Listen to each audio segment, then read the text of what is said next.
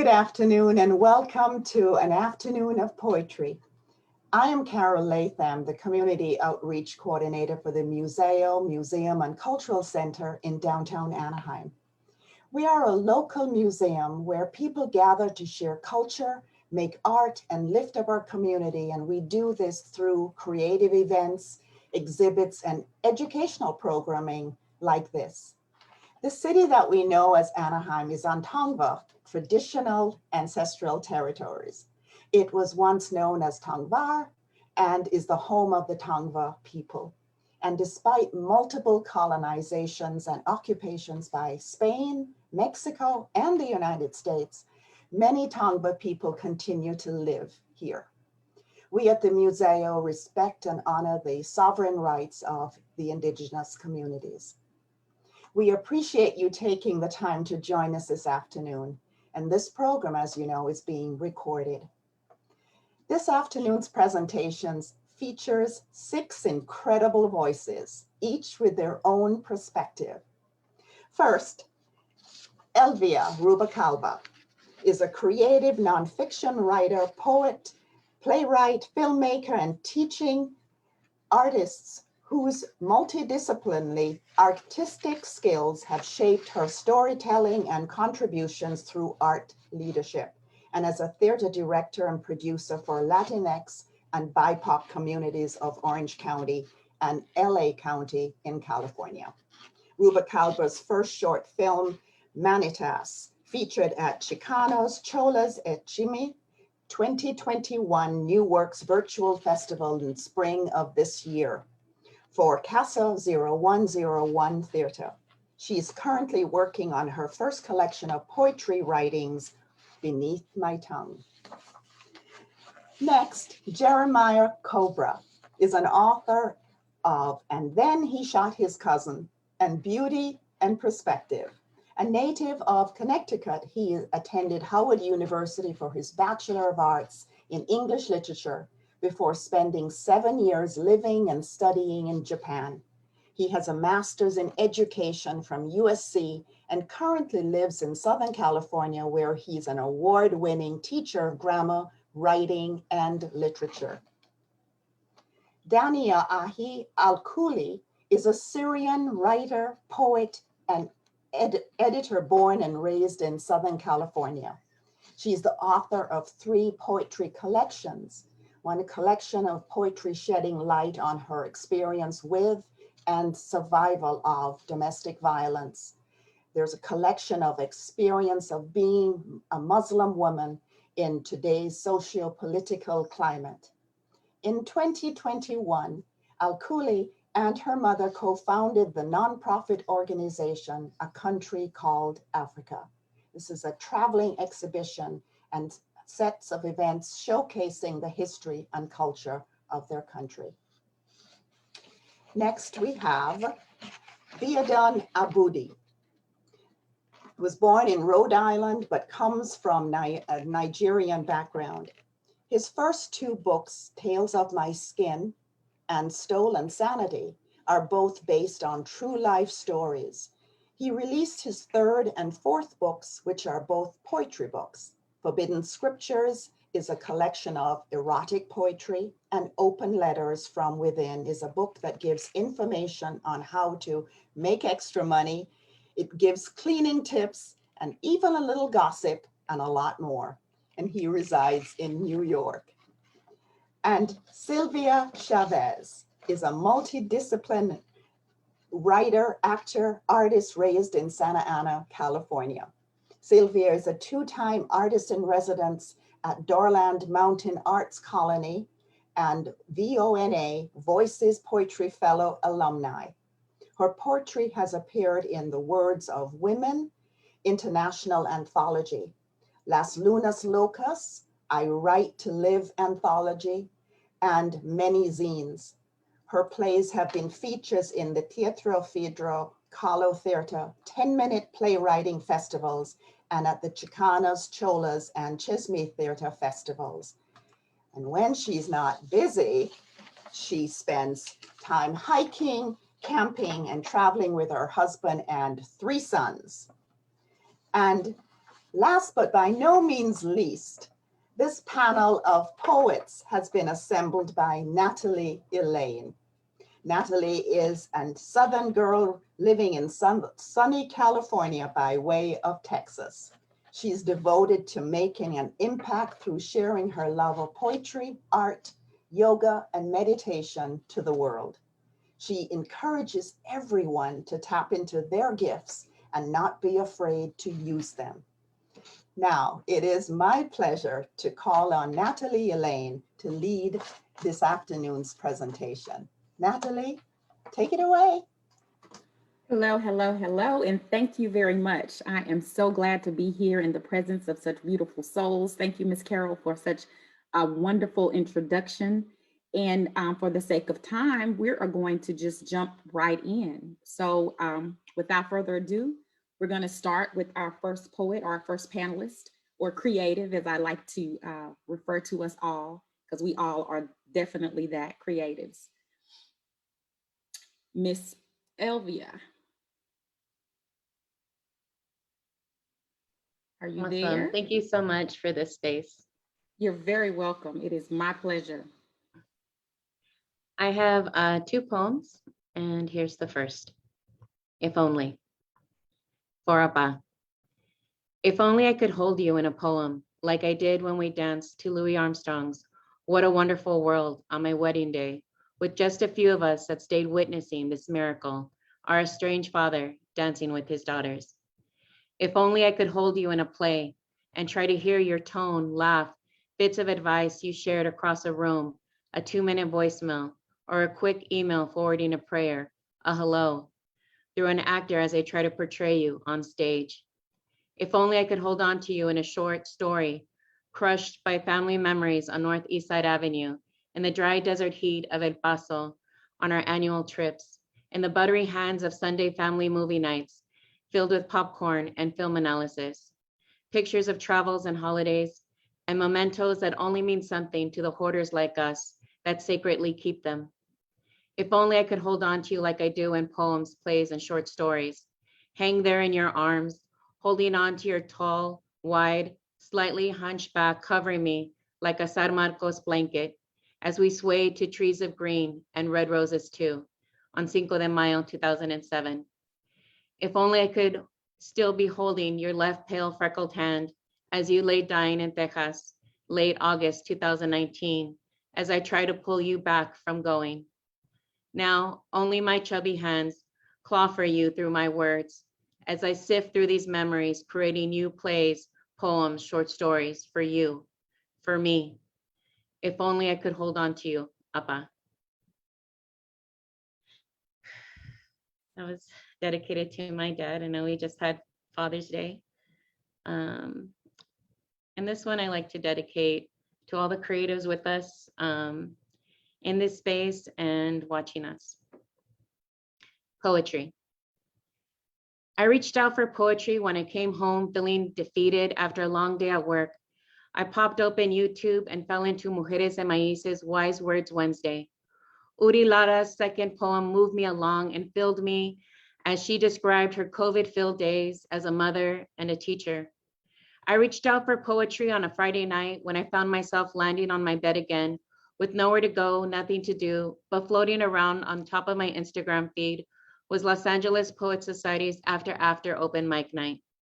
And I was pulled in by the diverse poets that dropped their frustrations, their hurt, anger, and disappointments on yet another death of yet another Black man by the hands of our white supremacist society.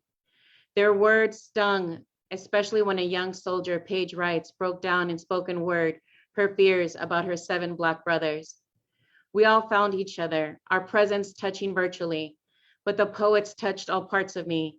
Even the left side of my fatty lonja cried and cheered with the body positivity poetry that rang out by the chubby brown poet with matching nerdy glasses. My body held me together as my voice shook as I shared my poem about facing my father's death in the New York City streets. It kept shaking as I recited it into my podcast later that late night. A new sanctuary for my words, for me. I reached out for poetry when I cracked open my friend Natalia Ayah's new book, and I devoured half of it at 3 a.m. where nothing and no one could cradle my worries away but her words at that moment. I reach out at monthly open mic nights at FMC. I reach out to Las Escritoras de LA writing circle, who caress and cut each new poem I bring for edits. I reach out at used bookstores in every city I visit. I run to poetry, arms out each Thursday night, huddled over Zoom with my chicanas, cholas, y chisme chingonas. We connect together again, alone in our homes or whatever part of the world is holding us. Saturday mornings for CCC Writes, and we write, and I write, because it grounds me, because it saves me, because a word stuck in the middle of my wrist, underneath my tongue, banging against my head, only knows one way to express themselves fully and to escape: poetry. Because the words I read, write, hear, speak, feel are my medicine. Poetry is my medicine. Poetry is medicine. Poetry. Thank you. It's back. Right. I know it's so hard to do the on the Zoom to really to feel that, like, the energy that you give and then what you receive in this platform. So very beautiful pieces. And I truly agree with you that poetry is medicine, words are medicine. Your truth is your creative niche, and how you verbalize it and get it out, whether you're speaking it, writing it, it is definitely poetic. Wonderful pieces, Elvia, wonderful pieces. We're going to move into Mr. Cobra. Jeremiah, are you ready? I am. Wonderful. Awesome. Thank you. Thank you for inviting me. Thank you for having me. Really looking forward to hearing everyone else's poetry and just being introduced to new works and new souls. I have two poems. I think the theme or the topic is introspection. The theme is, I think, the idea of just looking within yourself for solutions to kind of what ails society or what ails the outer world. So it's kind of this idea of looking internally to solve external problems. So the first poem is called Tears of a Native Son. It's in my book, Beauty in Perspective, and it's told from the perspective of a runaway slave.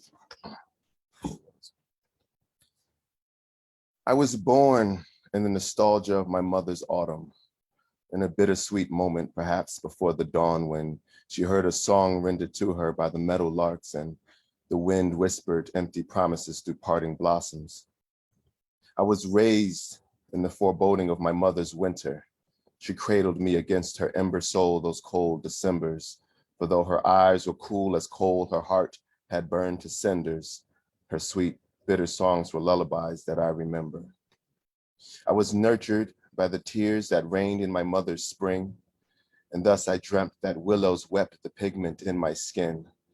Although I may indeed have been her joy that dwelt within, she never said the words, for love was but a nigger's sin. I learned to crawl, walk, and run during my mother's summer, amidst the storm torrents, lightning, and menacing thunder. Perhaps she feared that the world would break my bones asunder, but I would rather perish than leave my soul encumbered. I was born in the reality of my mother's hell. What may become of my soul if therein I choose to dwell? Tears of a Native Son. The next one is a more recent poem that I'm working on for a new collection. It's called Riot the Wars from Within. Someone tell me what I'm fighting for. Since I was born, I've been fighting wars. Looked in the mirror to find the cause. Saw not my face, only all the flaws. All of the blemishes, all of the instances when I turn scars into open sores. All of the pimples and divots and dimples I pivot to keep me from poking more. But I turn back, I cannot resist, wondering why is it I exist when all this ugliness might persist. I take a moment to right my fist. Then I attack my reflection, splintered image of requited aggression. Is it that they made me violent, or is it the violence in me that inspires the devils? They're going to know what I'm fighting for. Since I was born, I've been fighting wars. Looked out the window to find a cause, heard the guns clapping in loud applause. That was my animus. Venom and cannabis got me to head for an open door. Victims and animals, criminals, cannibals, only inhabitants that I saw.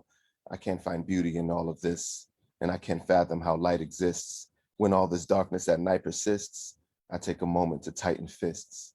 Then I throw bricks at the building, set a fire, hide the women and children, turn the heroes to the villains, or is it the villain in me that inspires the demons? Someone tell us what we're fighting for. Since we were born, we've been fighting wars. Look to the rubble and burning stores, hope to find solace among the hordes. We are not criminals, we are just victims of systemic discord. That was the sentiment born in those tenements, taught by the ignorant to the poor. I can't turn back, I cannot resist, because now a monster inside persists, and only light from fires exists, only darkness in my tightened fists. Now there's just cinder and ashes, throw the living into imminent caskets, leave the villages for savages, because the savage is me, I'm my story's antagonist.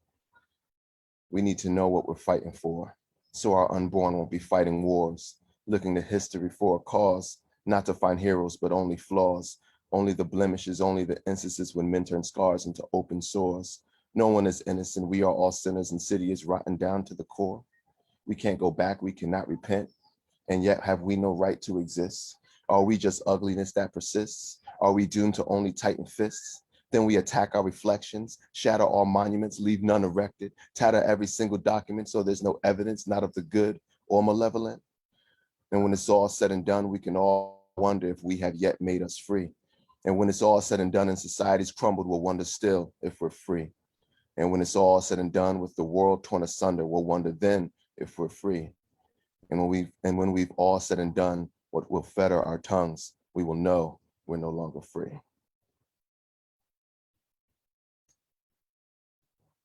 Thank you. So Riot, huh? Yeah, Yeah, I really enjoyed that piece, Jeremiah. That was yeah, it's thought provoking, definitely. I'm interested and ready to hear the remaining of that collection. That was an excellent piece. Kind of what struck me, a lot of things struck me in that piece, but our unborn will be fighting wars. Wow. We don't solve it now, we'll be leaving it to them, and Absolutely. they won't know what Absolutely. they're fighting either, and we'll continue the cycle. So. Wow. Great piece, great piece, great piece. So, Mrs. Dania, are you ready? I am, thank you. You're very welcome. Welcome to this space. Welcome to this creative space. I'm so glad to have you. I'm very honored to have been invited and to share words. I appreciate it because I was actually talking to somebody who's asking me about my work on Syria, and they're just like, is it still relevant? And I think poetry spaces make us remember that we have space to talk about our relevancy. Just because it's not in the media or it's not a trending hashtag, it's still relevant. So absolutely, I appreciate it. So I'll be sharing two pieces today that talk about the intersection of women's experiences, both being sexualized and being just somebody who's going through like so much politically and socially, how your identities can be sexualized and how both require you to be a survivor. So this first one is called Unbelievers, and it's from my last collection, Contortionist Tongue. I am becoming the ruins Syria has become, ages of forgotten worth further destroyed. But this recognition does not save me, us. It does not save us. Taken for granted for so many years, only God keeps count now. We have become the unbelievers in the faith of being saved, as forgotten as the status of Zenobia, queen of Palmyra. What good are hands of a savior when they too belong to an oppressor? Both sides of the same coin have men with hands that touch what was never theirs. This is how I know Syria is a woman. What other being could be as envied as she, proudly standing tall on her own, an independent woman unknowingly seducing destruction in the being of herself. Bold, loud, red, lipstick in the face of the enemy, unyielding, unlike her neighbors. No foreigner could keep her long. She always found her way, and that's what set off the grenade. Those red lips forced to kiss red lines everyone crossed with immunity, erasing footprints of centuries from her shoulders.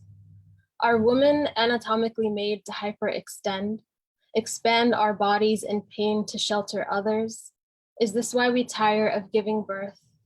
Done with reproducing a child who ends up becoming the next Oedipus, slaughtering mothers before fathers because women are speaking for themselves? Shame on humanity for trying to silence the mother of language, pretending the alphabets on our tongues, the music in our ears, the navigation beneath our fingers did not come from our Ugarit coasts, merging generations like land and sea. Shame on humanity for leaving us stranded, for making us become unbelievers in the faith of being saved. I am tired. We are tired. We, Syria, me, we are tired.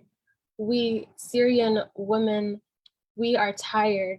We, women, are tired. So this next piece is called Vantage Point, and it's from hopefully the forthcoming book.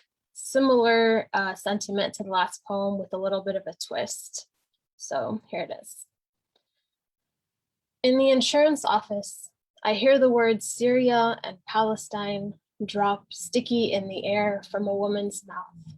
She looks like me, as in looks white passing enough to be Syrian, to be the woman who receives the same compliments I learned to throw away, about my complexion being privilege I waste, about this exotic body I misuse in an America, as in she looks tired.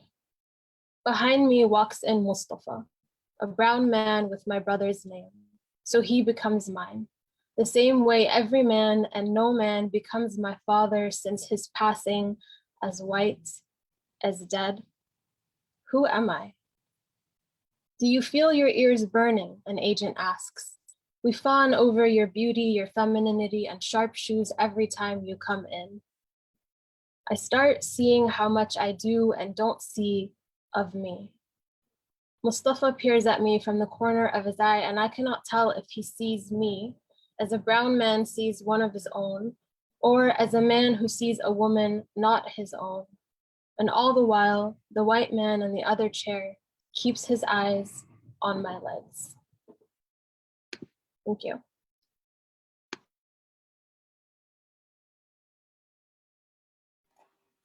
Thank you, Dania, for that. You said that the second piece is a new one that you're working on? Yes, it's from a new collection that I've submitted for hopeful publication. Okay. Perfect. I love it. Is the majority of your work centered around the same topic as it relates to Syria and sexualizing of women and things of that nature?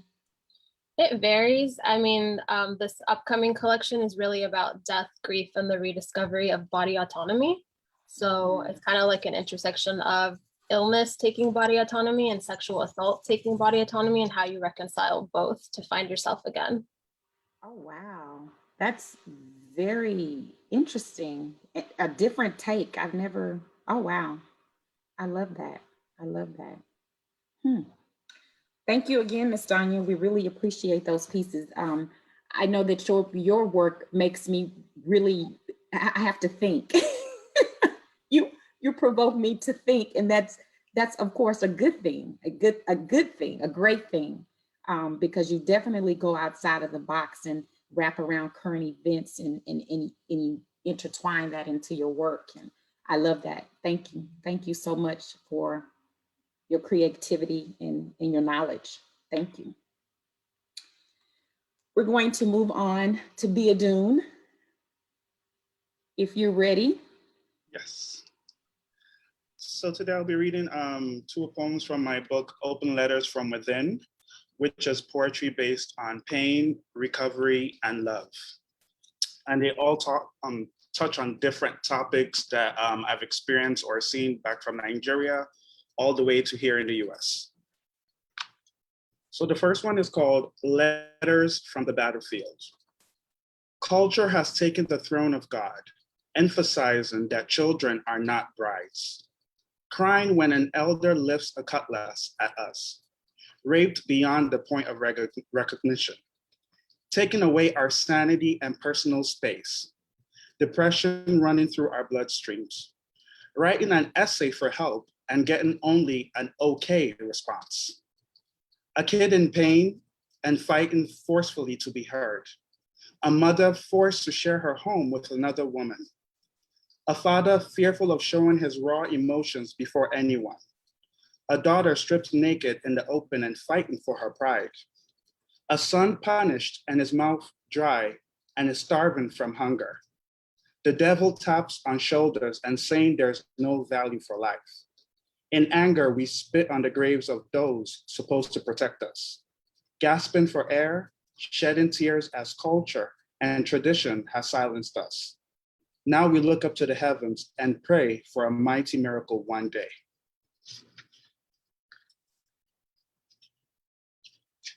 And the next one is from the love section of the book.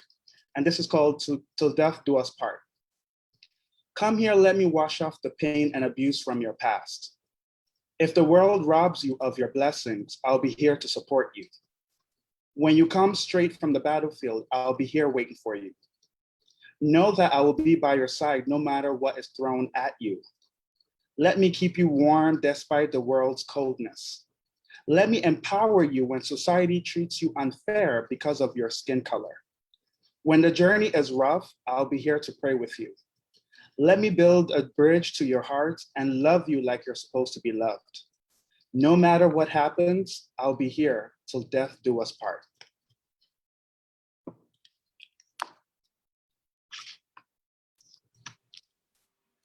Thank you, Biodun. Did that particular poem, was that directed to a certain someone, or it was just what? 95% of the book is all things I've been harboring in, but never had the opportunity to boldly speak to this person that hurt me or this person that I once loved and never really got to say how I really loved them.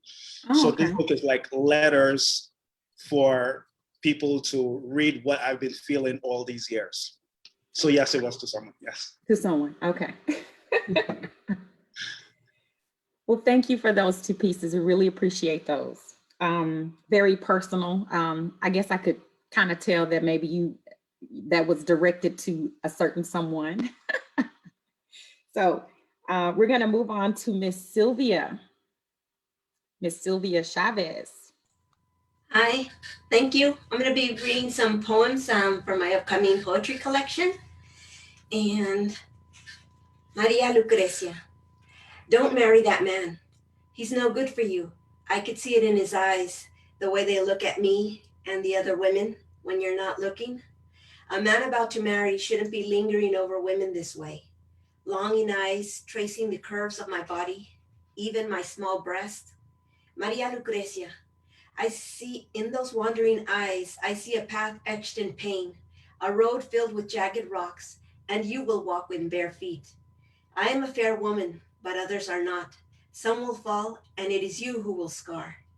Maria Lucrecia, listen. I'm not trying to take away the only good fortune, the only good lover you've ever had. I'm not the one who will. Thank you. Thanks. He prays for me. He tells me one evening. When, I ask. When you have nightmares. I don't remember having nightmares. You do. I wake in the middle of the night, weeks later, to a scene from Michelangelo. I am Jesus in La Pieta. Only my head leans on my husband's chest, his back against the headboard, legs extended, cradling me in between. His arms wrap around me as if he's just pulled me out of water to stop me from drowning. I look up and catch his lips in the same rhythmic devotion I know from my mother, praying over the beads she cradles in her hands. My breath and body float over his. I wonder, how many nights has he done this? Since when? And why doesn't he wake me?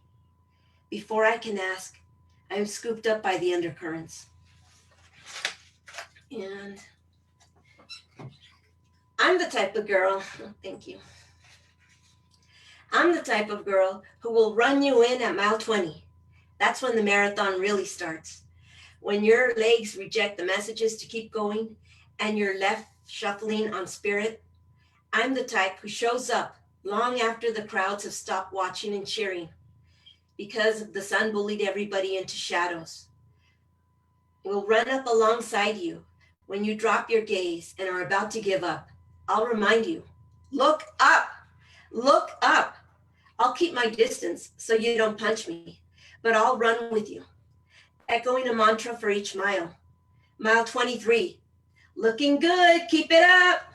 Mile 24, come on, you got this. Mile 25, you're almost there, you're almost there. And just before mile 26, I hand you back to the crowds lined up to cheer you in. This isn't my race. 0.2 miles to go and you're swallowed by a crowd of energy. Cheers power wash a decade off your overrun bones. 0.1 miles to go and you drop your gaze.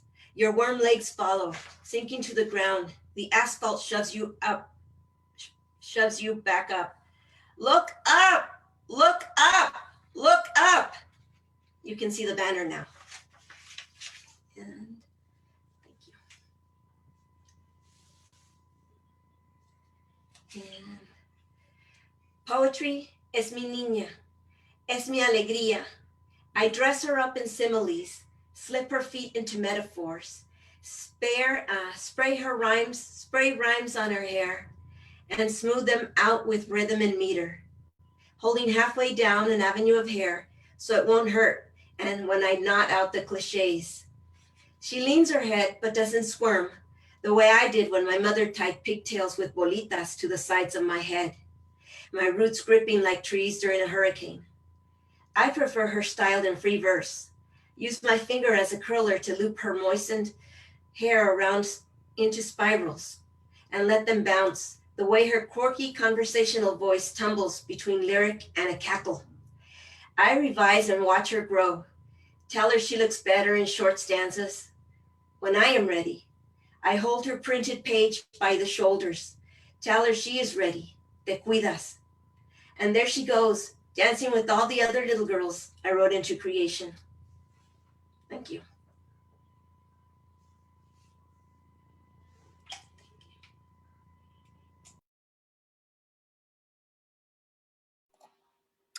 Thank you, Sylvia, for sharing. Thank you, thank you, thank you. The energy in your voice, I can hear that. It sounded like you was really running a marathon there, for sure.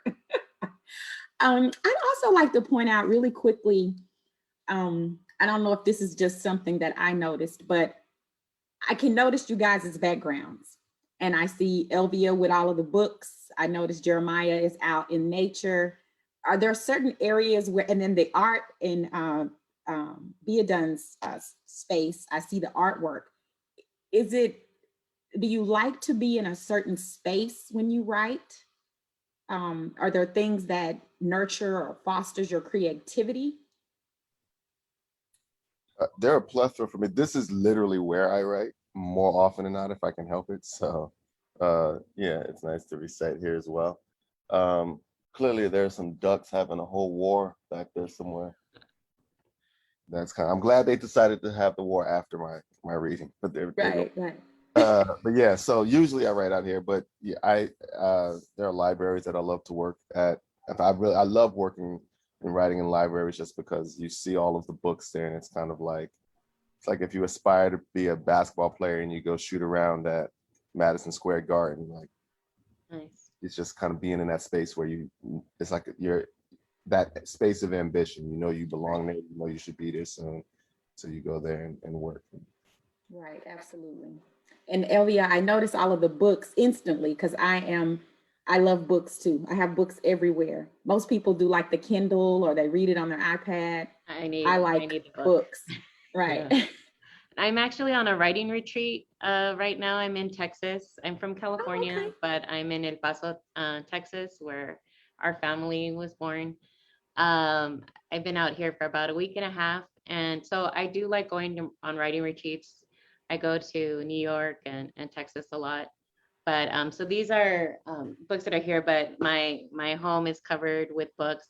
I read with a pen, but I like the alone time, but you know, I can write anywhere. Sometimes it's 3 a.m. on my phone in bed. Sometimes it's just being out traveling and being inspired. But when it strikes you, you know, you just write. Yeah. Right. And Biodun, I've noticed the artwork in the background. Yes, those are actually my paintings, actually. Oh, Yeah. wow. Yeah, I paint on the side as well. Okay. That's Yeah, beautiful work. Beautiful thank work. you. I love that. I like to be at home, to be honest, but it really depends on what I'm writing at the moment. Because when I'm writing like the more sort of sad pieces, I like to be at home. I like to play my Lana Del Rey. I love to listen to Sade in my own space.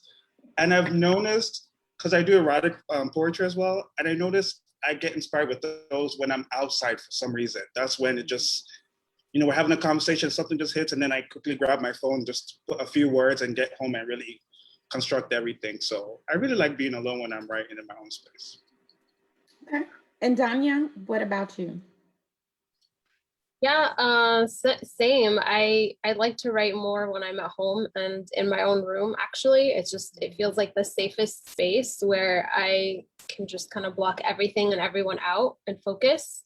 Similar to what Elvia said, sometimes it just strikes in like 3 a.m. and you really have to get out of bed and put it down on your phone or else you're not going to remember it ever. I've lost a lot of fabulous poems to the whole, I'll remember this in the morning. So definitely writing at home is kind of my favorite. And pre-COVID, it was also coffee shops. Sometimes like finding a corner in a coffee shop and just sitting there for hours. It's very, I don't know, inspiring. And Sylvia? In my bed, I read and write a lot. And so a lot of first drafts are in a spiral notebook. Line them down, and then I come to my computer when I'm ready to do the edits. Oh, okay. Yeah. Okay. Yeah. I guess I operate in kind of like organized chaos. I'll jot and scribble down things anywhere. And just like you made the comment, Dania, if you don't write it down or jump up or do something and put it on paper, you're going to forget. You're not going to remember it in the morning at all. So I have definitely learned that if it's something that's speaking to my spirit or it's in my head, I got to get it out right then, because otherwise I'll be all over the place. So definitely understand that. So we do have a little more time. Not a little more time, but as far as time wise, we're doing really well. So let's hear something from you, Natalie. Okay, I am going to actually do 2 pieces that I will in hopes be in some upcoming work. And I will say that it's a tragic truth. A lot of times, many of us shy away from the truth, but a lot of times that's when you're most creative, or there are times when you're concerned or you're trying to be considerate of other people who are a part of your truth. But that's, you know, that's life. That's how we live and operate through life, or at least that's how I do. And so I have been in conversations with a few people that I connected with that have dealt with narcissistic abuse and things of that nature. So I'm going to read 2 pieces that I have worked on. The first one, they're really short. The first one is called Triggers.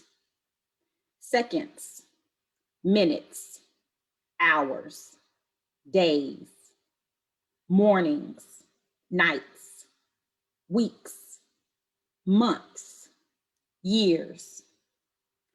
Your behavior created a version of me that even I cannot recognize. I breathe hurt, anger, and resentment. My eyes beam and burn through your flesh, watching the worst parts of you die.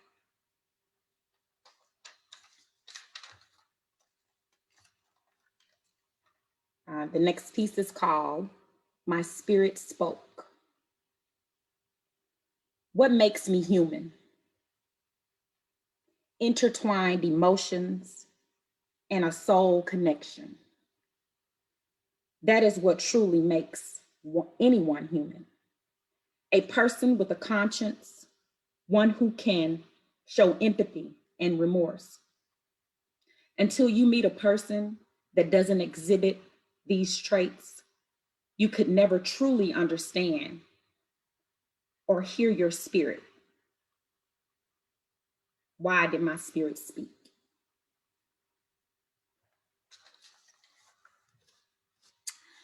That's it. Those are two pieces that are part of a collection of that I'm working on. Some are a little more in depth than others, but I just wanted to give those two pieces. Well, you know what? Maybe I'll do another one. Let's see. Yes. Mishandled. You mishandled me, toyed with me, lied to me, stomped, battered, choked, bruised, manipulated, gaslighted, love bombed, denied, yelled, screamed, ignored. You mishandled me.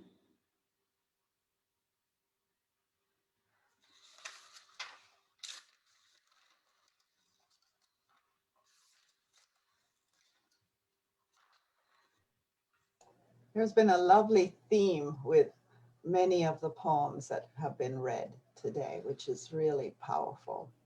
And so thank you all. I wonder, are there any subjects that would be off limits for you to write about in your poetry?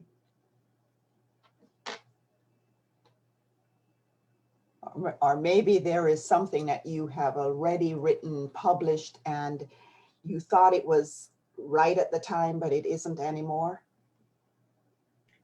I never wanted my work to feel forced. And I process a lot of, I write from personal experience. So I process these things through poetry. But yeah, I don't think there's a topic. I believe in writing your truth. And sometimes I do hold back. You know, I recently lost my father. And sometimes those poems come out and, you know, it took me like 20 times reading it out loud to myself before I could say it out loud in public without, you know, bawling. But so sometimes you hold on to some poems that, you know, hurt your heart a little bit, but not a particular topic. If it's my truth and if people need to hear it or I need to put it out in the universe, then it needs to come out. I agree. I believe that your poetry or your words can be someone else's testimony. So I'm a big advocate of making sure to share. I think, unfortunately, many times people in general, they choose not to share their gifts or their words or their experiences or their stories, not realizing how they could help someone else. So I definitely believe in that too, Elvia. Share those truths, share those words, share your purpose. It's important to do. And it took me a long time to feel comfortable to share myself with people. I'm not sure why. I shied away from feeling comfortable sharing myself. I've also written like trauma processing poems that I used to process, and I incorporated them once into a play. And I think the difference, you know, I didn't realize at the time, but like in a poetry book, you're reading it at home in the safety and you could put it down. And when I incorporated like a spoken word piece using those poems, it was a bit much for some of the audience members, you know, and some of them were actually like upset at me because I had written this. And it's like, that was not my intention, you know. And some people with negative experiences like that were triggered. So, you know, but fortunately, I'm further enough in my process where it's like, I know they were just being triggered. And so it's like, you have to be cautious. Like I probably wouldn't read those at an open mic anymore, you know, but it was something that sometimes you have to write things. And I can also use certain poems as like tickets to apply for residencies and stuff, and you get a shoe in because you know they're good, but they're a little too personal. And so that. I don't necessarily have any topics that are that I never considered that question before. Usually, whatever I write, I hope that when I'm inspired to write something, it's because I have what I hope or what I think, just on an emotional level, is an authentic take on whatever it is that I'm writing, and I don't think it would occur to me to write it if I wouldn't come up with the topic first and then try to fit something to it. So like even that last poem that I wrote it's certainly not told from my own perspective. It's kind of an imagined perspective, although there's still some level of autobiography in there. It was really kind of like my take on a collection of people's thoughts and conversations that I've had with other people, and just, you know, real and authentic conversations that made me feel like I could kind of step into that space and write that poem. And I'm assuming everyone has something like that. I actually had a chance to read quite a little bit of everyone's work here. I have a question for Biodun. Am I saying it right? Is it Biodun? So I read you have a collection of erotic fiction, and so I'm wondering. I won't ask. I guess I'm wondering very specifically. Did you take like an opportunity to write from different perspectives and different genders, or is that because I imagine, especially from the blurb on the back, that it's supposed to be meant universally. And so the question is, are you writing from those different perspectives? And then if so, how do you have the nerve? No, I'm just joking. How did you get there? Like, how did you get to that space to be able to write from different, like if I were going to write an erotic poetry or erotic anything, I only really kind of know my perspective. I don't know how I would get into other voices. So yeah. You know, to be honest, I think what helps me is that I am inspired a lot by women in general, like their day-to-day, who they are, strongness, and all of that, their experiences. So being around them, hearing their experiences, and I also do drag on the side. So learning drag helps me execute things in sort of like a feminine expression or view. Mm-hmm. So it helps me to write that, like in that certain tone when I'm writing the erotic, the way the woman wants to be pleased. So I write it in that nature, and people love it, especially the women. So it helps me when I do it that way, when I'm around people and my learning from them. So, you know, I put it in different perspectives into the book. Yeah. Quick question. I don't know a whole lot about drag, so it's confusing. Excuse me if it's an ignorant question, but do you? Because I from just what I do know about it, they're both. I imagine you consider them both as an art form, right? I mean, there's different ways of perceiving that. So I guess just very quick question: which inspires which more? The drag inspiring the writing, or the writing inspiring the drag? Or is it just an integrated? I'm sorry, I don't want to hijack the conversation. Just quick. No, it's fine. It really depends on the topic I'm writing for. It really depends. Drag, I would say, inspires my erotic books, and then there's also when I'm doing drag, I'm inspired by the Beyoncés, the Rihannas, the Nicki Minaj, and they may have like some erotic songs that I can get some inspiration from, or get that vibe of like, oh, I'm gonna write it this way, and I don't care who thinks it's too much, you know? So I get that energy from them when I see them on the TV screens too. I bring it into myself and execute what I need to write. Gotcha, thank you, I'm sorry. Yeah. I know I'm not the host, I'm sorry. That's okay, and Dania, no, actually that was, it was great dialect and very interesting detail, and something about Biodun that we didn't know, which is fine. I mean, like you said, that is an art form. It is creativity, and it draws out how he feels and in what light he will choose to write and from what perspective. So that is very interesting. Like it's Pride Month, you know, the LGBTQ community, we support that. It's wonderful. So yeah, absolutely. That was a very interesting point to Jeremiah to bring up the idea of how that is an art form and the creativity that allows him to write from that perspective. So very interesting, great dialect. I appreciate that. Dania, what about you? Do you get any backlash or issues from, you know, your more feminism standpoint and writing about Syria and women? Yeah, I think it's a daily experience to really face backlash when you're an active and outspoken woman, but I've gotten used to it. I don't care anymore. I will do what needs to be done and say what needs to be said. Actually, it's interesting that we were just talking about erotic poetry because my last collection has an entire section of erotic poetry, which people find very strange because they can't reconcile it with what I look like and who I am. Right. But for me, the erotic poetry came as a means of reclaiming my body after what had been done to it. So for me, erotic poetry was a sense of like rediscovering self and taking back the power to just like take care of myself. It's not someone else's to own. And so for me, when I write like erotic poetry or anything that's feminist, it's more of like I'm exerting my space and my value by my own terms, not by anyone else's terms.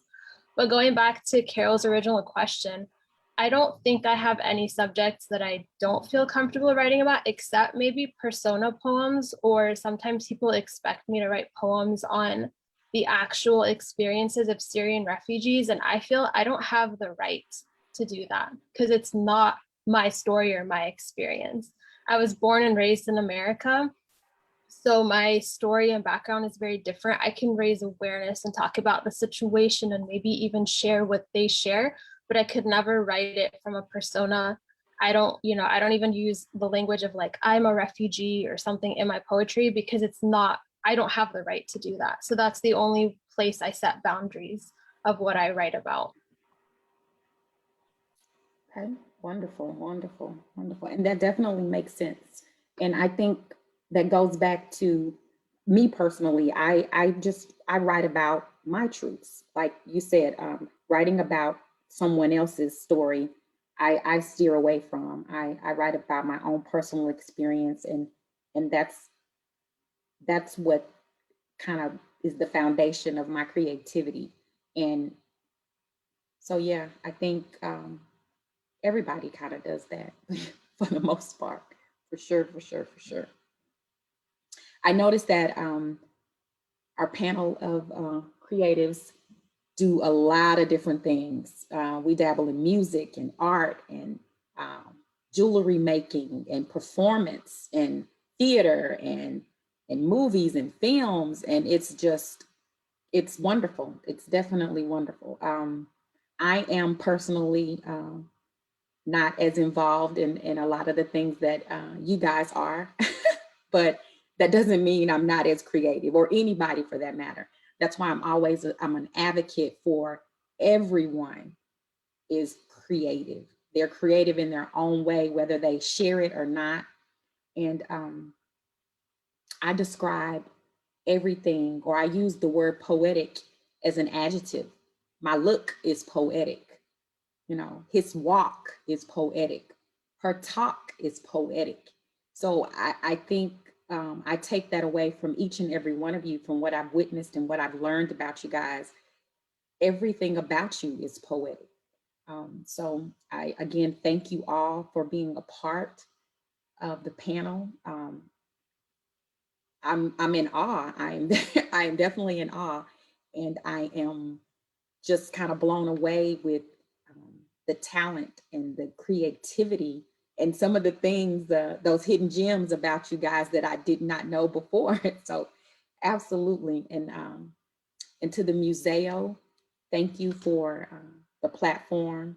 Thank you for the opportunity to continue to bring such a powerful panel of creatives in this quarterly event.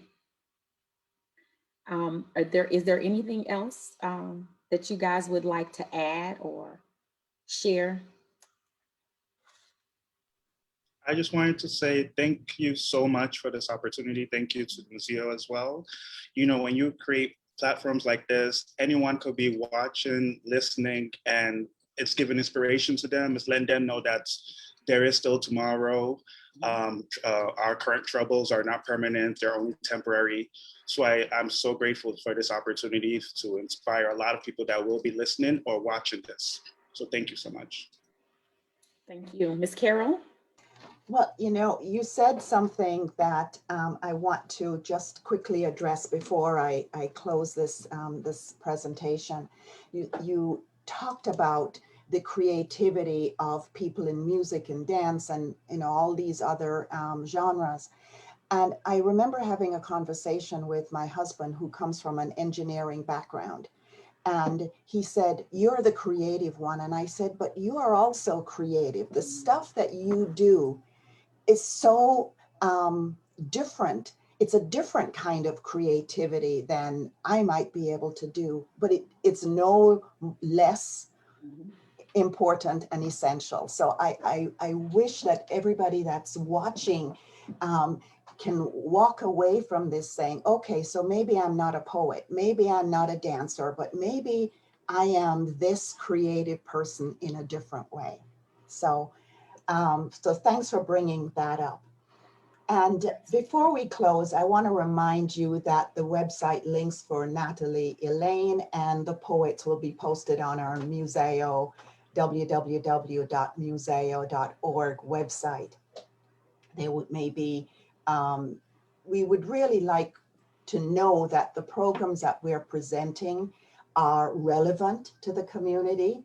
I think we, as a museo, we welcome and appreciate your feedback and your support. There's a donate button there if you want to support the museo. Special thank you to Berkender for all her work behind the scenes, to Jeremiah, to Biodun, Dania, Sylvia, Elvia, and Natalie Elaine. You've all helped us navigate the nuances of the written and spoken word through expressions and your beautiful, powerful voices in your poems. Special thank you to the viewing audience for tuning in on a Sunday afternoon.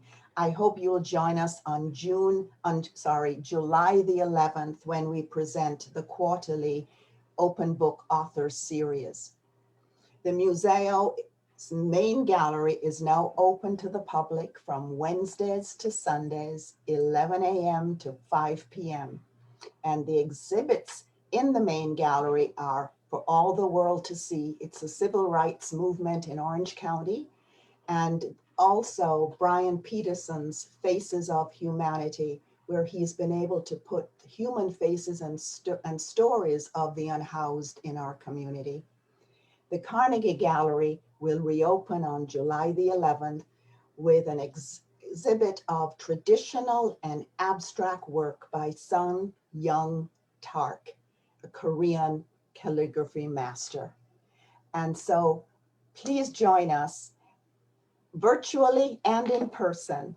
It's wonderful to be able to say and in person. Right. Until next time, thank you all for joining us today. See you next time. Thank you. Bye-bye. Bye-bye.